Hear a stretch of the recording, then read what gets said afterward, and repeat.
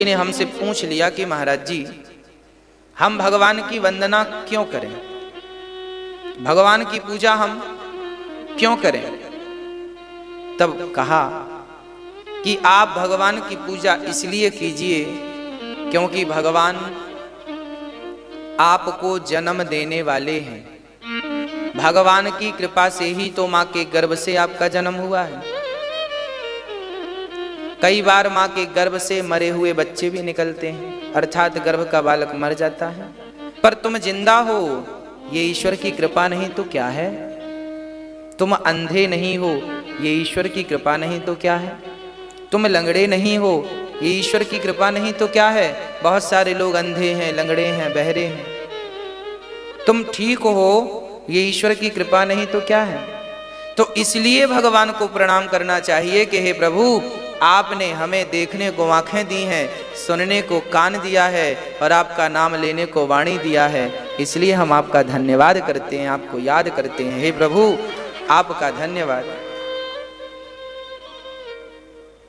आपका कोटि कोटि धन्यवाद।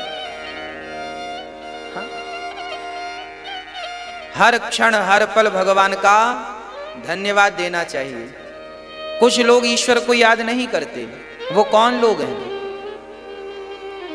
वो लोग हैं, अच्छा ये बताओ, आपको कोई एक गिलास पानी पिला दे तो आप उसे धन्यवाद देंगे कि नहीं। आपको कोई एक गिलास दूध पिला दे तो आप उसका धन्यवाद देंगे कि नहीं। धन्यवाद देना तो कुत्ता भी जानता है। कुत्ते को आप रोटी खिलाओ तो रात भर आपके घर की रक्षा करेगा खड़ा होकर। इसका मतलब कुत्ता ये कहता है कि तुमने रोटी खिलाई है तो मैं भागूंगा नहीं, तुम्हारा धन्यवाद दूंगा, रात भर तुम्हारी रक्षा करूंगा। धन्यवाद देना तो कुत्तों को भी आता है, और हम इंसान होके भी परमात्मा का धन्यवाद नहीं दिए तो हम उस जानवर से भी बदतर हुए कि नहीं। हाँ या ना। इसलिए हर हाल में, हर स्थिति में ईश्वर का धन्यवाद दीजिए कि हे प्रभु, आपने जो वक्त दिया है, ये जो श्वास दी है, इसका बहुत बहुत धन्यवाद, आपका धन्यवाद। भगवान प्रणाम करने योग्य हैं, भगवान स्तुति के योग्य हैं।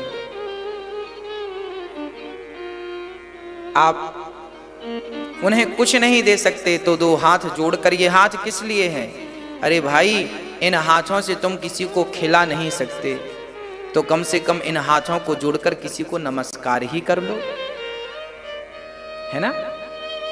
चलो तुम्हारे पास रोटी देने की सामर्थ्यता नहीं है, कोई बात नहीं, रोटी मत दो, कम से कम हाथ दोनों जोड़कर प्रणाम तो कर सकते हो।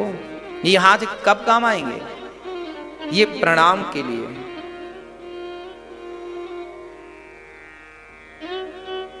याद रखना, जब हम प्रणाम करते हैं तो छोटे भी बड़े बन जाते हैं। आपके हाथ में सबसे छोटी उंगली कौन सी है? ये कनिष्ठिका, ये। इसकी देखो कोई पूछ नहीं। जब हम कुछ प्रसाद लेते हैं ना तो ये सबसे पीछे होती है।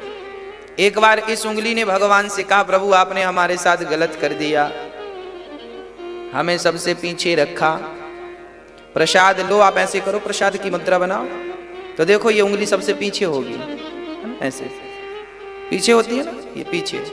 इसने कहा आपने हमें सबसे पीछे कर दिया, हमें तो कोई देखता भी नहीं है, हमारी तो कोई वैल्यू ही नहीं है, हम तो कोई सामान उठाने के काम भी नहीं आते भाई। सारा सामान लगभग हम इन उंगलियों से कर लेते हैं। अंगूठा बड़ा महत्व रखता है और ये 3 उंगलियां, इसकी जरूरत जरा कम पड़ती है ना। अब ये बहुत दुखी हो गई, ये बोली भगवान आपने हमारे साथ गलत किया, देखो हमारी तो कोई वैल्यू नहीं है, कोई पूछता नहीं है सब।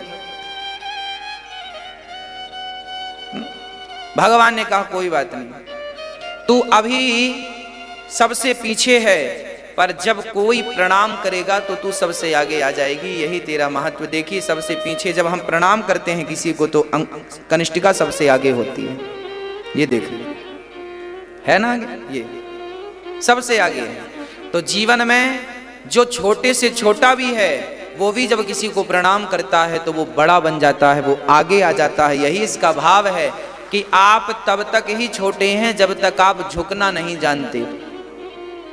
आप तब तक ही छोटे हैं जब तक आप बड़ों को प्रणाम करना नहीं जानते। जिस दिन आप बड़ों का सम्मान करने लगेंगे, झुकने लगेंगे, उसी दिन आप बड़े बन जाएंगे। जैसे ये उंगली है तो छोटी, पर प्रणाम करते वक्त सबको पीछे करके खुद आगे हो जाती है ना। ये देखिए, इसलिए हम प्रणाम करना सीखें। चलो भगवान को ही प्रणाम कर लें। इसलिए रोज सुबह शाम दोपहर जब समय मिले तो हाथ जोड़ के भगवान का धन्यवाद करते रहना। तो भगवान सत्यम परम धीमहि हैं, सत्य स्वरूप हैं, हमें जन्म देने वाले हैं। जन्माद्यस्य, जन्म आदि यस्य जन्माद्यस्य, है ना। जो हमारे जन्म के हेतु हैं, हमारा पालन करते हैं, हमारा संहार। भाई जब आदमी बूढ़ा हो जाता है तो बूढ़ा आदमी क्या चाहता है? बूढ़ा आदमी चाहता है बस हम मर जाएं तो हमारी मुक्ति हो जाए, बस बहुत कष्ट हो गया है। जब शरीर रोगों का घर बन जाता है तो बूढ़ा आदमी भगवान से एक ही प्रार्थना करता है कि प्रभु अब हमारा शरीर पूरा कर दीजिए, क्योंकि शरीर के पूरे होने में ही अब उसकी भलाई है और उसका सुख है। तो मृत्यु का भी सुख कौन देता है? भगवान ना चाहें तो फिर आदमी मरता ही नहीं है। कई लोग ऐसे हैं जो मरते ही नहीं, बड़ा कष्ट भोग रहे हैं। उनका तो एक एक दिन सालों की तरह गुजर रहा है। सब अच्छा होता है ना तो रात कब गुजर जाती है पता नहीं लगता, पर जरा कुछ बिगड़ जाए तो देखो रात बड़ी दुखद होती है। कोई कष्ट हो, भगवान ना करे किसी को हो, पर कोई कष्ट हो जाए रात को तो रात बड़ी लगने लगती है। तो बुढ़ापे का दर्द कितना कठिन है, तो वो दर्द से कौन मुक्ति दिलाता है? भगवान ही मृत्यु को भेजते हैं, जाओ अब उसकी मुक्ति कर दो, ताकि वो इस दुख से सदा सदा के लिए निवृत्त हो जाए। तो परमात्मा जन्म देकर सुख देते हैं, पालन करके सुख देते हैं, और मृत्यु भी सुख का। लोग मृत्यु को पता नहीं क्यों दुख मानते हैं, जबकि मरने वाले के लिए तो मृत्यु उसका उत्सव है, उसका त्योहार है। मृत्यु को त्योहार की तरह होना चाहिए, खूब आनंद से। ऐसे भगवान जो स्वानैव राजते इति स्वराट, जो परमात्मा स्वयं प्रकाशित हैं, जिन्हें किसी के प्रकाश की आवश्यकता नहीं है। चंद्रमा और सूर्य भी जिनके प्रकाश से प्रकाशित होते हैं, ऐसे परमात्मा को हम प्रणाम करते हैं। सत्यम परम धीमहि, जिस परमात्मा के लिए मोह्यन्ति यत् सूरयः, ब्रह्मा इंद्र जैसे भी मोहित हो जाते हैं, ऐसे परमात्मा को हम साष्टांग प्रणाम करते हैं। धर्मः प्रोजित कैतवोत्र परमो निर्मत्सराणां सतां, वेद्यं वास्तवमत्र वस्तु शिविदं तापत्रयोन्मूलनम्। भगवान धर्म के स्वरूप हैं। रामो विग्रहवान धर्मः, राम ही धर्म है, कृष्ण ही धर्म है। धर्मः प्रोजित कैतवोत्र परमो, धर्म क्या है? बोले निर्मत्सराणां सतां, सवै पुंसां परो धर्मो, यतो भक्तिरधोक्षजे अहैतुक्य प्रतिहता ययात्मा संप्रसीदति। जो जिसके भीतर से मत्सर समाप्त हो गया, मत्सर कपट छल, जिसके भीतर से कपट चला गया, छल चला गया, निंदा चुगली चली गई, उसी को आप धर्ममय जानो। आप धर्मात्मा है कि नहीं, कैसे पता लगेगा? यदि हम धर्मात्मा हैं तो पता ऐसे लगता है कि धर्मात्मा वही है जो कभी सपने में भी किसी की बुराई ना करे। गुण दोष दृशिर दोषः, ना तो किसी के दोषों पर ध्यान दे, ना तो किसी के गुण पर आसक्त हो। आप बहुत गुणवान हैं तो आपको प्रणाम करते हैं, और आप में बहुत दोष हैं तो भी आपको प्रणाम करते हैं। ना तो हमें आपके गुणों से मतलब है, ना तो हमें आपके दोषों से मतलब है। यदि हम गुणों से मतलब रखेंगे तो आपसे आसक्ति होने का डर है। भाई आप बहुत योग्य हैं, बहुत अच्छे हैं, तो हम अच्छे लोगों से यदि हमने अच्छे लोगों से भी संबंध रखा, आना जाना बोल चाल, हो सकता है कि उनमें ही मन लग जाए। हाँ भाई, बहुत अच्छा व्यक्ति है तो उसमें भी तो मन लग सकता है।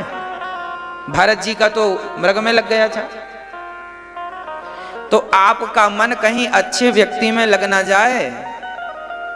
और यदि कोई व्यक्ति बहुत गलत है और वो आपको कुछ गलत बोल रहा है तो भी आपका मन वहां लग सकता। देखो उसने हमें गाली दे दी, अब आपका मन वहीं रखा, उसने हमें गाली क्यों दी, उसने हमें गाली क्यों, बार बार आप उसी के बारे में सोचेंगे। कोई गुणवान है तो भी आप उसके बारे में सोचेंगे, और कोई दोष व्यक्ति है जिसमें है तो भी आप उसके बारे में सोचेंगे। इसलिए शास्त्र कहते हैं गुण दोष दृश्य दोषा, ना गुण पर ध्यान दीजिए ना दोष पर ध्यान दीजिए, हाथी की तरह रहिए आप। हाथी कैसे रहता है? जब हाथी बाजार से निकलता है तो कुछ लोग आरती उतारते हैं हाथी की, उसे खिलाते पिलाते हैं, प्रणाम करते हैं, जय हो गणेश भगवान की। हाथी देवता का स्वरूप है, प्रणाम करते हैं। कुछ लोग हाथी को प्रणाम करते हैं तो हाथी क्या प्रणाम करने वालों को देखता है? बोलो। और कुछ कुत्ते भौंकते हैं उसके पीछे। जब हाथी चलता है ना तो गांव के सारे कुत्ते उसके पीछे भौं भौं भौं भौं चालू। अब बताओ हाथी किसकी तरफ देखता है? ना तो प्रणाम करने वालों को रिस्पांस देता है, ना तो भौंकने वाले को रिस्पांस देता है। हाथी तो अपनी मस्ती से आगे चलता रहता है, चलता रहता। उसी प्रकार तुम अपनी मस्ती से आगे भगवान की तरफ चलते जाओ, चलते जाओ। ना तो स्तुति करने वालों के सामने खड़े होना, ना तो आलोचना करने वालों के सामने खड़े होना, क्योंकि कहीं भी तुम खड़े हो गए तो नुकसान तुम्हारा ही है। जाना बहुत लंबे और तुम बीच में खड़े हो गए, तो खड़े हो गए तो पहुंचोगे कैसे? तो मंजिल तक पहुंचना है तो चलना जरूरी है। तो धर्म क्या है मनुष्य का? कि वो किसी पर ध्यान ना देकर अपने गंतव्य की ओर, जैसे गंगा गंगोत्री से निकलकर तब तक बहती है जब तक सागर को प्राप्त ना कर ले, उसी प्रकार जीवात्मा को तब तक चलना चाहिए तब जब तक परमात्मा की प्राप्ति ना हो जाए। ईश्वर की प्राप्ति ही जीव मात्र की सबसे बड़ी सार्थकता है। तो मनुष्य का धर्म निर्मत सराणाम सता, मत्सर त्याग कर, कोई कपट त्याग कर। जितने भी कपट, छल, अहंकार, काम, क्रोध, जितनी हमारे भीतर बुराइयां हैं, इन पर कंट्रोल कीजिए। आप ही कर सकते हैं, पड़ोसी करने नहीं आएगा। गुस्सा आपको आता है तो उसे कंट्रोल आप ही करेंगे, हम थोड़ी करेंगे। हम तो ज्ञान दे सकते हैं, हम तो मार्ग बता सकते हैं, चलना ना चलना मर्जी आपकी है। इसलिए आप अपने पर कंट्रोल करना सीखिए। भागवत क्या है? भागवत निगम कल्प तरोर गलितम फलम शुक मुखामृत द्रव संयुतम पिबत भागवतम रसमालयम मुहुरहो रसिका भुवि भावुका। भागवत पका हुआ फल है वेदों का। सर्व वेदेतिहासानाम सारम सारम समुद्रतम। सबका सार कौन है? भागवत जी सबके सार है। तो भक्तों, सुखदेव जी ने इस फल को अपने मुख से लगाकर और मधुर कर दिया, तो इसमें रस रस है, इसलिए कहा है पिबत भागवतम रसमालयम मुहुरहो रसिका भुवि भावुका। पियो, खूब मन लगा के पियो। भागवत जी का फल रस है, खूब मन लगा के पियो। सुखदेव जी को प्रणाम सूत जी करते हैं। शौनक आदि के प्रश्नों का जवाब देने के पहले सुखदेव जी जन्म लेते ही सन्यासी हो गए। सुखदेव जी मां के गर्भ में 12 वर्षों तक रहे। सुखदेव जी के लिए कहा यम प्रव्रजंत मनुपेतमपेत कृत्यम द्वैपायनो विरह कातर आजुहावा पुत्रेति तन्मयतया तर्वो विनेदुस् तम सर्वभूत हृदयम मुनिमान तोष्मि। श्री सुखदेव भगवान का जन्म हुआ। जन्म लेते ही सुखदेव जी भगवान की तरफ चले गए। यही जीवन की सार्थकता है कि जन्म हम लें और बस भगवान की तरफ बढ़ जाएं। हम अपने बच्चों को भगवान की तरफ बढ़ने और बढ़ाने के ही संस्कार दें, यही सार्थकता है। श्री सुखदेव भगवान जन्म लेते हैं और निकल जाते हैं। पिता चिल्ला रहे हैं, पुत्र रुक जाओ रुक जाओ। सुखदेव जी बोले, पिताजी जो रुके हैं जरा उनकी गति तो देखो, और आप हमें भी रोकना चाहते हैं? हम नहीं रुकना चाहते इस माया मोह के जंजाल में। संसार में सुख है नहीं, पर सुख नजर बहुत आता है। हम सबको लगता है अब सुखी हो जाएंगे, ये काम बन जाए अब सुखी हो जाएंगे, ये हो जाए अब सुखी हो जाएंगे, ये मिल जाए अब सुखी हो जाएंगे। पूरी जिंदगी सुख की तलाश में निकल गई। बताओ सुख किसे मिला? पैदल चलने वाला सोचता है कि साइकिल होती तो सुख मिल जाता, साइकिल मिल गई। फिर सोचने लगा मोटरसाइकिल वाला कितना सुखी होगा, हमसे तेज चलता है, ये मिल जाती तो सुख होता, मिल गई। अब कुछ दिन बाद सोचने लगा कार होती तो सुख मिलता, कार मिल गई। बोले कार हमारी 5 लाख की है, 12-15 लाख वाली होनी थी तब बड़ा सुख मिलता, 15 लाख की मिल गई। 15 लाख की आई तो अब सपने देखने लगे, अब तो हमारे पास 50 लाख की गाड़ी होनी चाहिए, मर्सिडीज होनी चाहिए, BMW होनी चाहिए। जो जो हमें मिलता जाता है वो छोटा लगने लगता है, जो जो हमें मिलता जाता है उसकी वैल्यू हमें कम लगने लगती है, जो नहीं है हम उसकी चाहत करने लगते हैं। पूरी जिंदगी अब में निकल गई, अब सुख मिलेगा, ये मिल जाए तो अब सुख मिलेगा, ये ऐसा हो जाए तो सुख मिलेगा। भाई निकल गई जिंदगी, पूछो दुनिया से किसे सुख मिला? संसार का सुख तो अपनी परछाई पकड़ने जैसा है। जैसे आप अपनी परछाई पकड़ने के लिए जितना दौड़ेंगे परछाई आपसे उतने दूर निकल जाएगी, उसी प्रकार संसार का सुख पाने के लिए जितना भागेंगे संसार का वो सुख आपसे उतना दूर निकल जाएगा, और बस पूरी जिंदगी केवल उस सुख की तलाश में निकल जाएगी। अब कब? कभी नहीं। कब सुख मिला?